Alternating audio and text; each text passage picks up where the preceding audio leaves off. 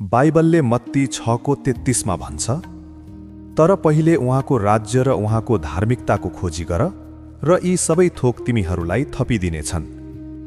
याद गर्नुहोस् मित्रहरू, आजको संसार एउटा यस्तो दौडमा सामेल छ जहाँ मानिसहरू पैसा, सफलता, घर र भविष्यको सुरक्षाको पछाडि अन्धाधुन्द कुदिरहेका छन्। यी कुराहरू पाउनको लागि हामी आफ्नो शान्ति, आफ्नो निन्द्रा र यहाँसम्म कि परमेश्वरसँगको आफ्नो सम्बन्धलाई पनि दाउमा लगाइदिन्छौँ। तर हामी जति यी कुराहरूको पछाडि दौडिन्छौँ, त्यति नै हामी थकित र रित्तो महसुस गर्छौँ। येशूले आज तपाईँको जीवनको प्राथमिकतालाई सही ठाउँमा ल्याउन भन्दै हुनुहुन्छ। तपाईँ दौडिन छोड्नुहोस्। तपाईँले आफ्नो रोजीरोटी र भविष्यको चिन्ता लिनु पर्दैन। तपाईँले केवल आफ्नो सम्पूर्ण हृदयले परमेश्वरलाई खोज्नुहोस्। उहाँको नजिक जानुहोस्। उहाँको वचनमा जिउनुहोस्। जब तपाईँले परमेश्वरलाई आफ्नो जीवनको पहिलो